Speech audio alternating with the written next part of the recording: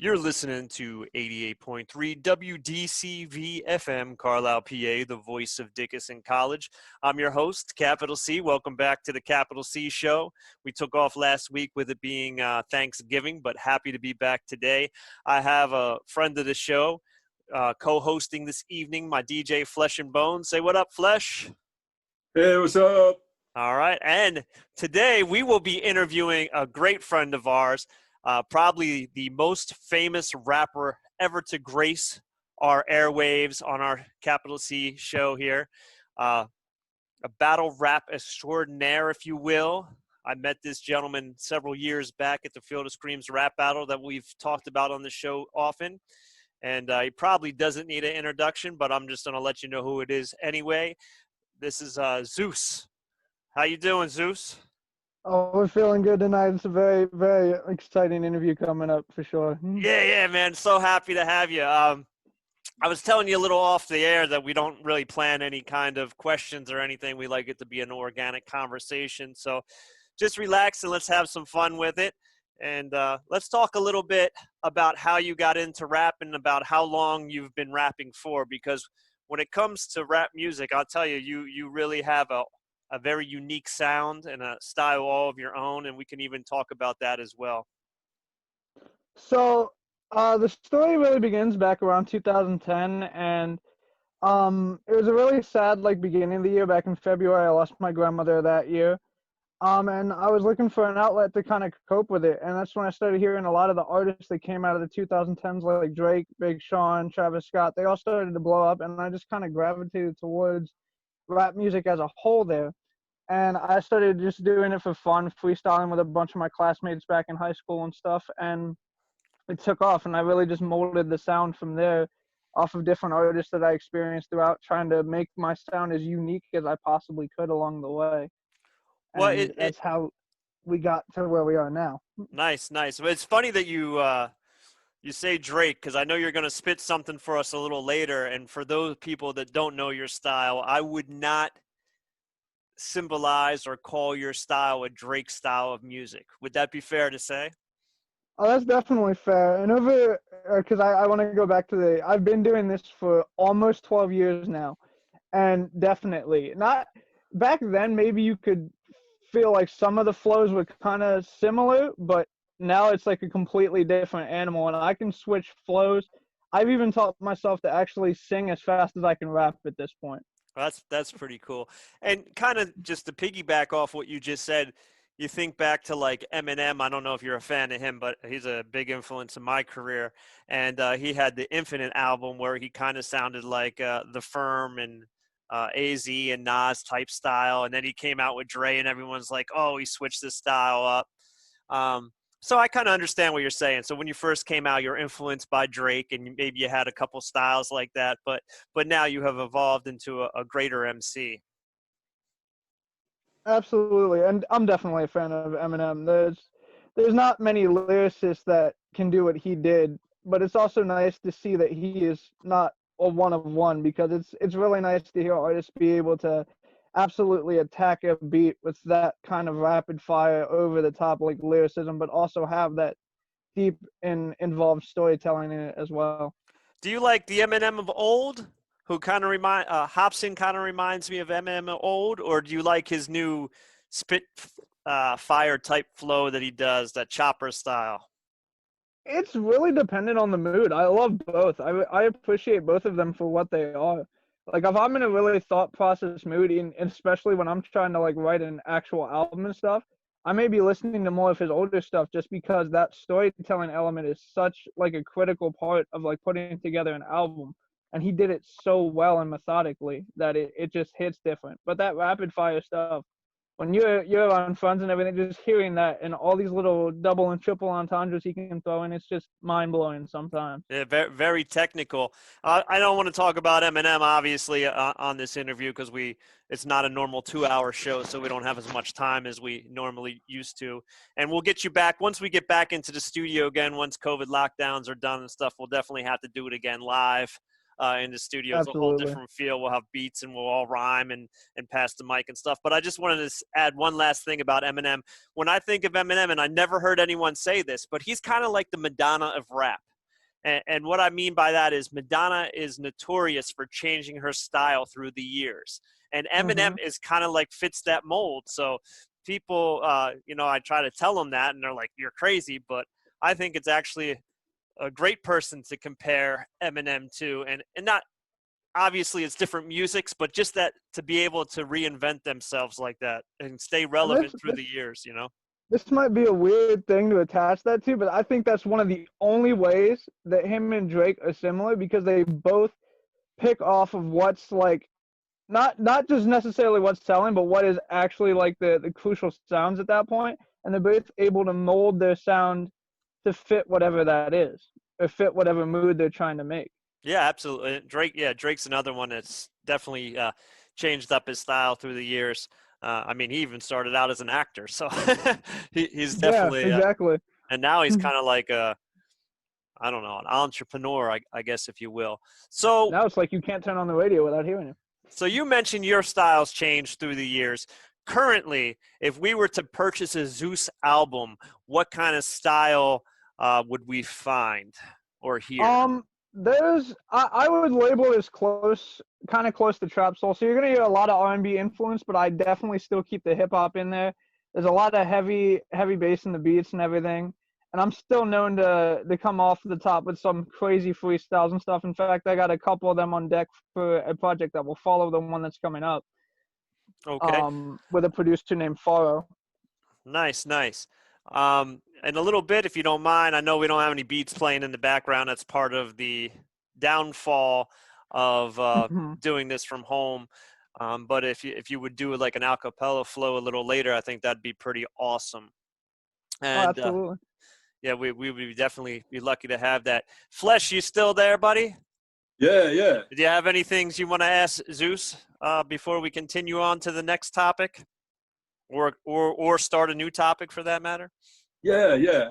I've always been really impressed with rappers coming up like in like the high school and like college years and stuff, because so many different groups, those are really the formative years. And like I look back at all of Chuck's friends and they're all like freestyling like your like stories like that, and I just wish I could do that. And that's like the great thing, you get like a influence like that and just really take it like and run with it. But of course it's you, and it's just like breaking out, it's huge. So yeah, I just wanted to say that's really, really cool, and I have a lot of respect for that. I appreciate that. And it wasn't always easy. We had to make a name for ourselves, not only like now, but like even back then in school. Like there was like 4 or 5 or 6 of us. Like we had to actually like prove that we were worthy of the attention that we were getting. And so I think we did an amazing job building the fan base, not only from our high school, but we were able to allow them to stay there, and now they help us find new people that will keep the fan base growing for years to come. Yeah, I always when I grew up in New Jersey, and I used to rap at the boardwalk all the time. But I was a substitute teacher for a while, so a lot of my students, I would always call them my street team, because they would go run around and grab people, and we'd have giant crowds watching us freestyle and battle people on the boardwalk, and it was always fun. So it's always good to have people, market you. It's different now because you have all this technology, that people do, and all these different platforms and stuff like that. But back then it was word of mouth, and and the street teams were really, really important. People putting up posters for you and everything. Yeah, absolutely. So I know people can't see your face right now. So from one white rapper to another, I just want to ask one quick question, because I've always felt a responsibility to break down the racial barriers as a white person in hip hop. I always felt like I was a gateway for people that didn't necessarily like African American music. So they would be like, oh, well, he's the safe person. Flesh and Bones and myself, end up booking a lot of festivals and stuff like that. And the first thing that we hear, even to this day, I mean, here we are, almost at the end of 2020, but we hear this all the time. Like, oh, they're rappers, we don't want them. But then they're like, oh, it's Chuck and James. Okay, they're the safe rappers. But with that said, I've always felt the responsibility, like at every show, we have a chance to really open up the gates and open up the door and enlighten people on the culture. Do you ever feel that pressure being a white hip hop artist? I feel like that the pressure is there. I like that, though. I've been embraced a lot better. Like, so many of my friends come from all these different cultural backgrounds, and all of them have fully supported me. And I always want to make it known that regardless of what genre I did, I would still carry it the same way. But I keep it even more cherished because it's hip hop. That I love this genre so much, and I feel that, like, if anyone has that potential and has that talent, they can carry themselves into that career field. And it just has to be something that you believe in and that you work on. Because I built this sound over 12 years, and there were plenty of people that said that I would never have the voice, and I never even took vocal lessons. I taught myself how to do all this, and I always love to be that inspiration to people, to let them know that this is possible, regardless of what background you come from. It is possible to make it in this career if you work at it hard enough. Well, I will say this, because I'm an old head and I've been rapping since 1987, and I say this with certainty: very, very few can match your lyrical prowess. You are definitely one of the best MCs that I've ever heard, white, black, or whatever. Doesn't matter. You definitely got an ill flow. And I can't wait for the people on the radio station to hear that, because I know they're just going to be blown away.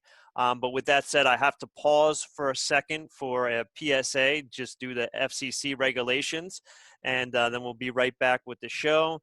This is kind of a little self-promotion here, but January 6th at 5 p.m., live from Bosler Memorial Library, the Merge, which is my group, will be performing the freestyle show. And that's over at 158 West High Street, Carlisle, PA, 17013, which is right across the street from the Dickson campus here. So if you're around, or winter classes start back up or whatnot, feel free to come by. Again, that's January 6th at 5 p.m., the Merge Freestyle Show, live from Bosler Library, 158 West High Street, Carlisle, PA, 17013. And you're listening to 88.3 WDCV FM, Carlisle, PA, the voice of Dickson College. And if you're just tuning in, I'm your host, Capital C. We have co-host Flesh and Bones, and we're here with our special guest, Zeus. So you having fun so far, man, on this little laid-back adventure? Oh, this is actually really amazing. I'm really glad to be here tonight. But, I'm very sad that we're not allowed in the studio, because I know we would have so much more fun.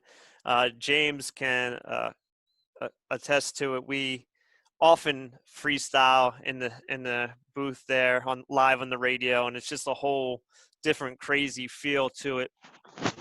But with that said, in the studio, I could turn it up to 15 instead of 10. Yeah. Oh no, they have the mics come down. It's all professional. It's really a real good time. There's actually a host. I don't know his name, because I don't know all the college students that go there. I'm a community DJ there, but he hosts the hip hop hour. And I've been told that when he hosted, he has about 12 people in this little room all dancing and everything. This was obviously pre-pandemic, but I always envisioned that, getting like 12 MCs in that little room, standing room only, everybody sharing a mic, doing some cypher damage. That would have been fun. So with that said, two things. One, we're gonna have you spit something for like a minute or two. Me and James will just sit back and be quiet here while you do that. And then afterwards, I want you to let people know where they can find your album or any music or anything, whether it be SoundCloud or Facebook, whatever. But with that said, you have something you can do for us? You want to spit a little freestyle? What are you gonna do? A little verse or? I'm gonna spit a freestyle here. Oh, acapella freestyle. All right, man. We're going to sit back and be quiet. Check it out. This is Zeus on 88.3 WDCV FM. So they want the mic in the left, sight in the right. Say snow, put a snow glove for the night. I leave it all to the glide and the flow when they really want to take hard and bite out the hits, when they really want Adam the apple, no even. They really want somebody offer the grease, but they really want to slide on the icy sea. You never had Montclair diamonds, but they cannot see through that like an x-ray off of the spinal cord when I tech it. They want to slide on that like they decking, but they never had the eye to really hit stop sign when I was reckless. I want to swing it like reckless. That's a TBT too. Oh, she best reference. You never understood that, but I'm jumping a hurdle and running off like I was puddles of glass when they really want to cut the shells off of the heart, leave them off at the top of a totem pole. I never would tabernacle when I'm jumping a hurdle. They really want somebody, I heard that, but I never hear. But quick as that, they go click, click way off the track, put a nail in cough and really went back. I was just back at the track when they really want somebody, they really want to know all that. The land of the labyrinth, lost souls never had it. I caught a habit and ran with it like they really want to take another one to the dose. They really want drowning it. I hope that you resurface and see all the verses I write in cursive when they really want to have a chastisement to chastise all these rappers that really want malice it. I don't really want to tell you to martyr, but you really want to jump off the cliff and you think you top me, they really want to offer. I can really hit it like off the sun on the bottom, they really want to top it. Like a totem pole now when they drop it. I can really hit the top and then swatch it. They ain't really want somebody that got this, but it paint swatch like Picasso, leave them back in the forth and they got those. Like how they put in the dark flow, like I really want back in the flow. Really want to kill game in the labyrinth. I lost souls in the hits when they balancing. I ain't really want to tell you you're mad at it, but it's malpractice if you think you're touching the God flow. Smite that when they really want idol. I can do this with my eyes closed. Sounds to the Lambo, no mercy on SP, but they really want to do it like SP. It's the one hand Odell don't test me. All these rappers are muffled with SPs. That's that. Holding my voice to the tongue flow, really pitching the folk in a 1-0. I got venom in the drip in the fangs though. When it's sitting inside of my veins, that's the ice cold with a heart when I kill dough. Pickaxe when I climb that, leave you out of mass. Everest in the cold when I really want to kill that, but I switching the flow when I go. Got flow when they really want to go. Got smoke when they really want to know. Off that when they really want, oh, any, meeny, money, mode. Having chasing their tails when I kill it on low. Coming out the orange haze like a demon. You can never see it coming no more. Yes, Mike's be blazing up here in the studio. What do you think about that, Flesh and Bones? Man, I gotta see this. I gotta see it. Yo, when I saw, I was already bobbing my head to it, right? But when I looked on the screen and I seen Flesh and Bones shaking his head, I'm like, wow, he never does that. That was dope, man. That was good. Thank you. Thank you. So that obviously was a freestyle for the show. That was good. If people wanted to hear some of your recordings or maybe a freestyle show or things like that, what link or where would they go to hear your music? Okay, so the easiest way to do it, because I think I have both the links to the streaming services and the YouTube in it, is to go to my Instagram, which is Zeus Z6US TLG 717. All right, just repeat that one more time for the listeners. It is Z6US TLG 717. All right, awesome. We'll repeat that too before we go in case you all missed it out there on the airwaves. So that was pretty good, man. That was pretty good. I was sitting there trying to think of like a rapper who you sound like, and I really can't because you're definitely an original artist. Something sticks out to me. We talk, James and I, Flesh and I, talk very much about the Field of Screams rap battles. And we always use the radio station as a plateau to kind of get ready for it or to promote it. And you have finished in the top 3 about 3 or 4 consecutive years, haven't you? Yeah, there was one year that I got 4th, but the rest of them was 3rd. And one thing you said stuck out to me. You said, "I will win this thing, or it'll kill me." Oh, that's exactly right. You told me that once. I refuse to give up. Well, I have to be honest. My first 2 years, I lost in the first round. Then my 2 years after that, I came in third. Then I won 4 in a row, and then my last one, I came in second. Yes. But I will say this, and I'm not bitter at all, because I think the person that won, whatever, it was a girl. I know I get laughed at. It was Martina Lynch. Yeah, she is a credible MC. And I reached out to her afterwards, we talked, and much love and much respect. Absolutely. But after she went, the crowd, screamed for her. And I was like, I just got blown away. But then the crowd was slightly louder for me.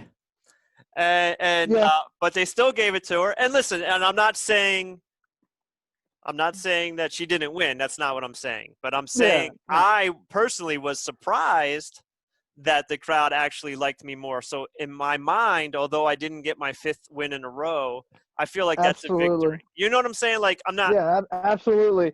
And I feel the same way. Like, the first 2 times that I battled you, I think I actually had to face you before we got to the final the first 2 years I did it. Yeah, yeah. And even though I lost, the crowd was pretty much just as hyped for me as they were for you. So Yeah, I yeah. felt like just being able to hold my own with who at that time I thought was the veteran that was holding down the fort at the show, Thank that you. was Thank pretty you, man. much all I needed at that point. Thank you. Even and the one year that I finished 4th, that was me having a little bit of inexperience still with the battle because I won the coin toss and went first. Yeah. Never do that. No, you never do that. You know. Never do that. And I'm glad that you bring that up because I tell James all the time. Actually, with James is not, and this is fair to say, James is a rapper, but he's more of my producer, you know, and he's not a huge freestyle guy. Is that fair to say, James? Fair enough, yeah. But I've always told James the opposite because you're 100% right, Zeus. When you win a coin toss, you should always tell the other person to go first. But I've always said for a shock value that James should go first. I mean, Yeah. that probably doesn't apply now because he's been there so many years and people know Flesh and Bones now. Yeah. Oh, yeah. so let It's me one tell of you the this. household names now. Yeah. But let me tell you this funny story about James one time. So I had just won to go into the finals. Mm-hmm. And James was next to me talking to me, like saying congratulations. And I don't know who he battled. I know he won a couple battles because he came in 6th place that year. So I know he beat a couple people. But anyway, I'm backstage talking to him. We're like, yeah, we just got to the finals. This is going to be our 2nd win in a row. And these kids come up and say, hey, can we get a picture? And I'm like, yeah, man, you can take my picture, right? And they threw me away. They're like, not you. We want a picture with Flesh and Bones. That's priceless. So That's amazing. I had to take the picture. That's amazing, though. Do you remember that, James? I remember you telling the story, yeah. But you were there. You what do you mean? You don't remember? James is so cool. We don't even know how big and popular he is. So I know.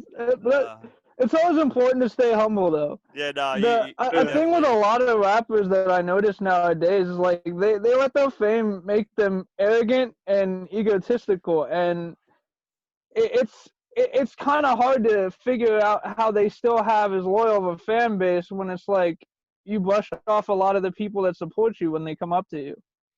Yeah, You know? You know what? I may never be a mega star, but throughout my career, there has definitely been times where I performed in front of many, many people, and a lot of people come up to you afterwards and stuff like that, and it's really hard to. Not that I've signed a lot of autographs, but it's really hard to get to everybody. You know what I mean? Like just to. Yeah. So I Absolutely. understand now. Times that by like 1,000,000%. You know, like if you're Eminem or Drake or something. So I get it. You know, it's tough, and I think Eminem.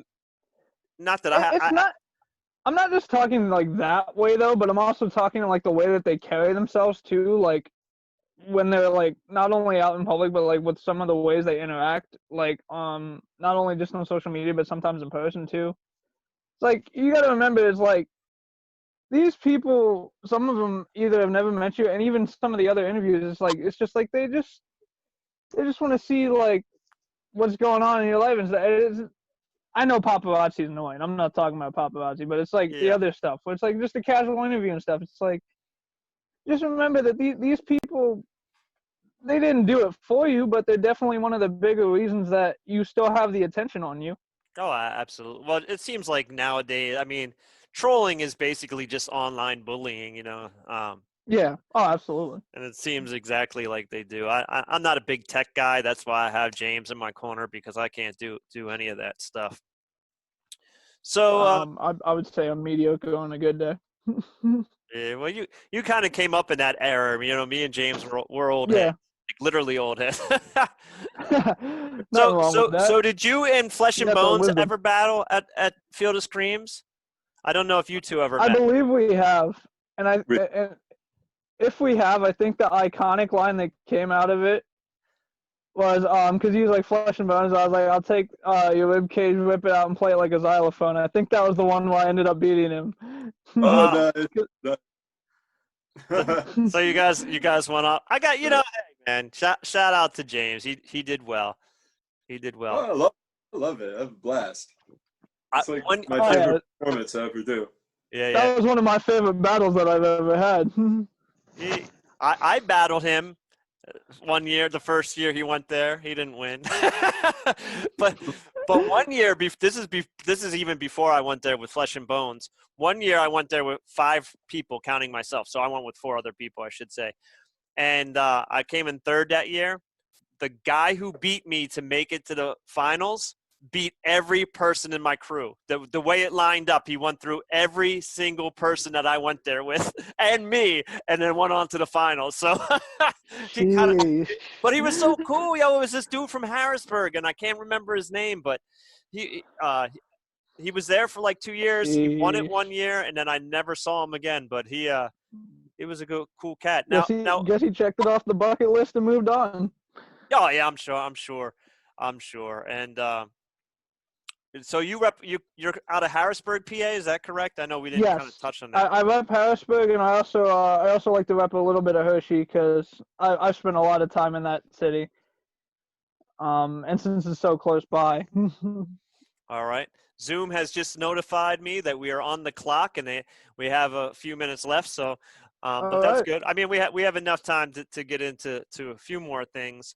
So I mentioned that freestyle show at Bosler Library, and I know we kind of touched base on it through Messenger.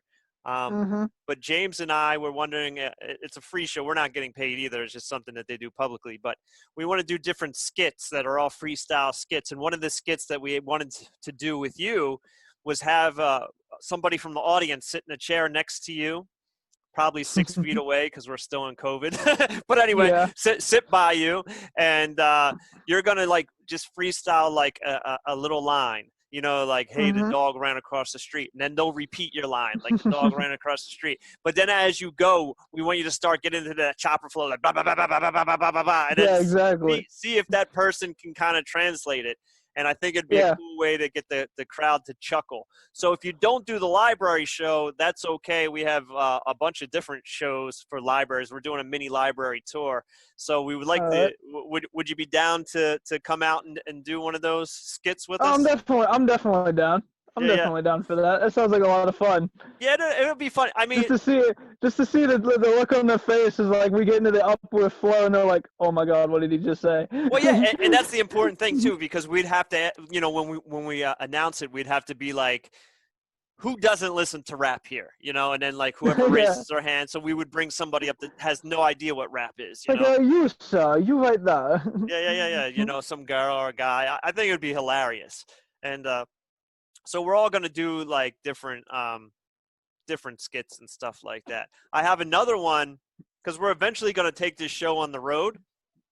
And the man who taught me how to rap is a gentleman by the name of Jermaine Gatson, and he lives in Tennessee, and he's a pastor now. And I haven't talked to him about it, but my idea for his skit is I want to do a skit called Take 'Em to Church. And what that skit would entail would be we would have the audience be like, give us a name from the Bible. And someone might be like Samson, you know, and we'll be like, okay, Samson. And then give us a situation today, shopping at Walmart, you know. And so he would have to do a freestyle about Samson shopping in Walmart. So we would kind of take a figure out of the Bible and then put it in a modern day situation. And that would be his freestyle skit. I think that'd be pretty fun. Actually a really cool concept. Yeah, I think he'll like that. I mean, so basically what we're going to do, obviously we're not going to be able to get everybody to come on tour with us when we go to different towns and stuff, but James and I know so many people outside of town. We figured when we get to that town, that will be our guest MC for that night. So like if we're in Tennessee somewhere, then Jermaine would do the Take 'Em to Church skit. If I'm in Penn State, Strong Arm B would be, you know, be the person that does it. Shout out to Strong Arm B from the rap battles as well. That's another one of the OGs. Yeah, he's there longer than me. I think he's done that I've done it 9 years. He's done it 13 years. So he's been there a long, long time. Long, long time. So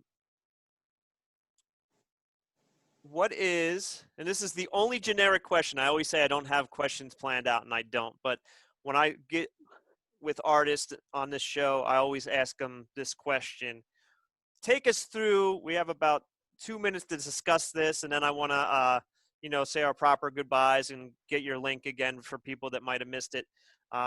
Again, you're listening to 88.3 WDCV-FM, Carlisle, PA, the voice of Dickson College and Capital C Show, co-host Flesh and Bones, and my guest, Zeus. Take us through your writing process, Zeus. How long does it take you to write? How do you get inspired? What inspires you? What kind of topics do you write about? So we go through different. I go through different processes. It's really crazy because like sometimes I'll write an entire like 12 to 16 track album in a night. Other times it takes a couple weeks. It just depends on where the inspiration is. But I like to stem off of like the R&B, like the heartbreak stuff. But I can also go off of random like regular everyday topics and stuff. But I every now and then come up with an actual story, whether it be fictional, non-fictional, that I can just actually put into an album and just like tell a story throughout that album's process. And normally when I do those, I actually like to switch up the genre like of the music as it goes through to just keep the listeners on the edge of their seat. Like, whoa, this actually kind of has like a movie score type of feel to it for just being a regular album. Yeah. I like how that's a cool concept. I think Jay-Z used to do that sometimes too, and obviously other people, where it tells a story from start to finish, and that's some good stuff. And I kind of like what you said, whether it's real or whether it's fiction, because last week I had my friend Dan Teller from New Jersey on the show, who is the lead singer of Forever Able, which is a alternative rock group, and I asked him the similar question. And he says his wife gets mad at him because he often writes songs, and she's like, "Who's that girl? Who is that song about? What girl is that song about?" And I kind of chuckled because I was like, my woman says the same thing. I'll just write a song. Like, I'll watch a TV show and be like, "Oh, that'd be a cool concept for a song."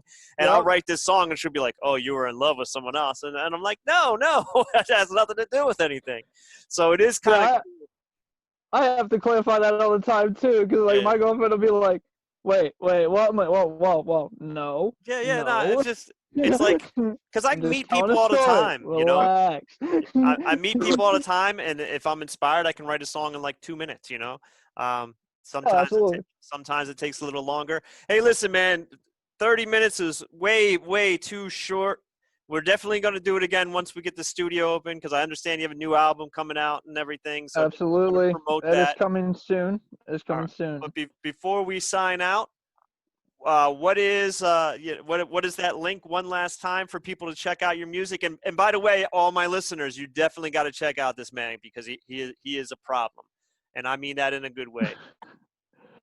So on Instagram it is Z6US TLG 717. Again, that is Z6US TLG 717 on Instagram. All right, and Flesh and Bones, man, you didn't chime in too much, but I'm glad you were here. It was great. It was great. It's awesome. Always good to be. I think James was just in awe that we had such a talented person on our show. For real, yeah. For real. Yeah. So we will. I can't wait till we get to do this in the studio, though. It's going to be so epic. Absolutely, and I can't wait till we all meet in 2021 for the Field of Screams rap battle. Oh yeah. Oh, absolutely. And I will put it on this air right now. That trophy is mine. Bring in the heat. You know what? Speaking of that, so many people email me or message me after I win a trophy. They're like, I'm getting you next year. I'm getting you next year. So I'm always one of those too. I heard it from Nathan Barnes. I heard it from Strong Arm B. I've heard it from people that don't even rap. They're like, "Oh, you're whack. I'm coming for your title." And I'm like, I do want to finish this because we do have like a minute left. So do you always? I'm just curious, just for me personally. Do you find it? Well, let me try to figure out how to word this. When people tell you that you're not good, I'm not saying that they do, but just in general, when people tell you that they're not good, or they critique you, or they criticize what you do or your art form, Mhm. do you feel they have no right? Because I don't feel they have a right. Do you feel they have no right to comment if they're not some type of artist? For example, if they don't play the guitar, if they don't rap, if they don't sing, if they don't do R&B, if they don't dance, they're just everyday people, the work Yep. on Wall Street or whatever. I feel like they have no right to criticize the art form that we do unless they have an idea of how it works. I 100% agree, because until you know how this process works and how everything that goes into it, both emotionally, mentally, all that, you can't really sit there and provide any sort of constructive criticism, in my opinion. You're I, just basically going off of, oh, that doesn't sound good to me, so it must be trash. Like, you're I, not actually yep, sitting there from I the agree. music person's It's perspective. not an educated So, yeah, decision. All right, well, that's all the time that exactly. we have, man. I had so much fun. That was the fastest show ever. Yeah. All right, But we'll guys. be back. Yeah, Zeus. have a good night. Night. Bye-bye. We out of here. 88.3 WDCV FM, Carlisle, PA, the voice of Dickson College.